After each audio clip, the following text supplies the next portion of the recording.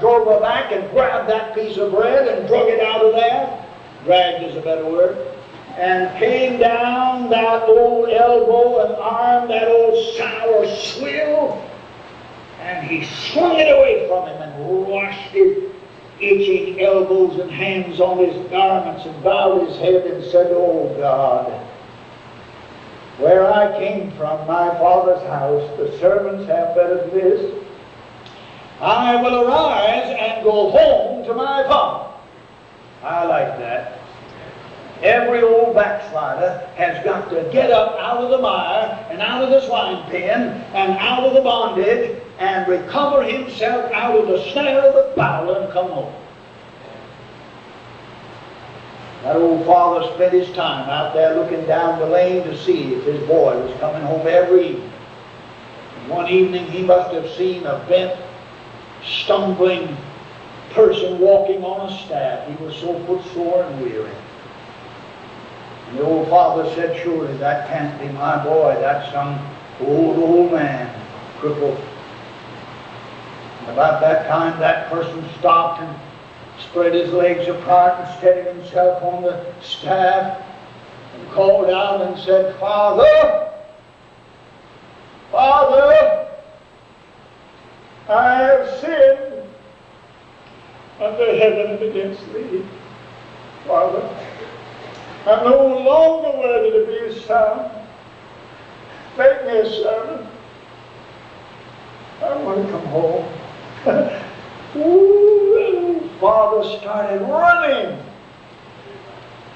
And that is out of character of any father in the Orient of Jewish lineage, for him to run to a son like that. But the old man went running. The boy dropped on his knees, and I could see that old man slip his arms down beneath his arms and pull him up and lay him on his shoulder and cry out. Listen to it now. Listen to the theology Jesus is giving here. "This my son that was lost is found. This my son that was dead is alive again." Oh, oh, he said. He said, "Come, come, give him a bath, first of all. Clean him up. Put on a new robe, the robe of righteousness. Put shoes on his feet. Put a ring of sonship back on his finger. And kill the fatted calf. And make merry with me. My son is alive again." That's an old backslider come home. I hope you heard what Paul Reese said, Dr. Morrison said about an old backslider, that the looms of heaven were spinning, making garments to put on old backsliders. Then we move to the third category. If you're in that second category, come on home. Come on home. And that third category, now here's a whole new situation. Look, this seed fell among thorns, and the thorns sprang up with it and choked it. And it couldn't bring forth fruit 100-fold. Now, we have the soil and the good seed. And the good seed goes in and it germinates. And the little old shoot pops up out of the ground. And it has moisture and sunshine and nutrition. And kids, look, it begins to grow and it comes up and it puts on some branches and puts on some stalk and it puts on some bud and some bloom. And here comes some fruit. But lo and behold, there is another plant in that same soil. And that old plant comes up, wraps itself about it, and Jesus said that thorn branch springs up with it and begins to choke. You can't see carnality here. You'll never see it in your life. Come on now. Here's that old thorn branch coming up, growing in the same soil, the same heart, until this plant didn't die. We don't give any reference to this withering and dying at this point. It surely will if this keeps up, I'll tell you that. Come on now. But this old seed comes up along round about the good seed and strangles the stalk and climbs out and smothers and takes away sunshine and nutriments and moisture. And what is it? It is a thorn branch growing in there. Now this is a beautiful analogy. Here is this poor, struggling, tender shoot of God, the spiritual life growing out of this seed. And here is this old carnal thing choking it. Have you ever seen anyone choking? Have you ever choked yourself? I don't mean like this. I mean, have you ever gotten into the steakhouse syndrome?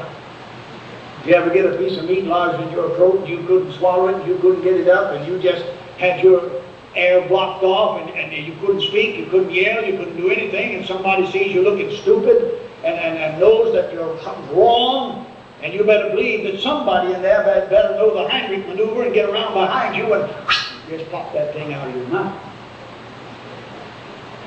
That isn't the kind of choking that's indicated here. The kind of choking it indicates here is emphysema. It's the kind that throttles and shuts off and chokes you gradually. I had an old man one time on an insurance debit I collected. He must have been as old as I am now, that's plenty old.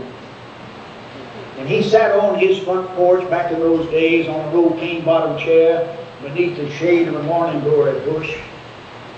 And all I ever saw that old man do was just sit in that chair and hold his hands on the top of his old walking cane.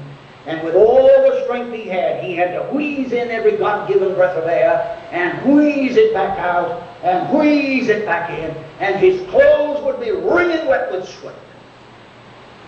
You can't bury that old man, he isn't dead. But he can go down to the store and bring back a basket of groceries for his wife.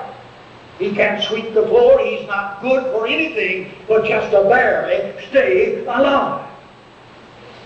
And we've got so many people in the church that just come and sit and sing and go home and come back and sit and sing and go home, and we can't rule them out. But they're producing nothing. You see that? But they're spiritually yet alive. Now Jesus gives us the choking influences of life. Look at it. That old thorn branch. He said they are choked by cares and riches and pleasures of this life. Go sit down in a public place, a restaurant, and I can tell you what people are talking about. As you overhear them, they're talking about these three things. They're talking about their worries, they're talking about their problems, they're talking about their heartaches, the trauma in their lives, and that's all natural, that isn't bad. But when you get more problem conscious than you get Christ-centered, you're going to drift away. Come on now. You can't dwell on your worries. You must fasten your mind on God, as Isaiah said. He keeps in perfect peace the mind that is stayed on Him. And so you see, people get all inundated with their sorrows and their cares and their worries. That's the choking influence. Can't go to church. Too worried, too tired. Come on now. And then he said cares and riches. Boy, I'm not gagging on that one, are you? But it doesn't take much. It doesn't take much of this world's goods, really, that cause you to lose out with God. Out in Africa, people would walk miles to church. I mean literally miles. I have preached and been so humble, Dr. Reese, when they would walk all through the night to get there.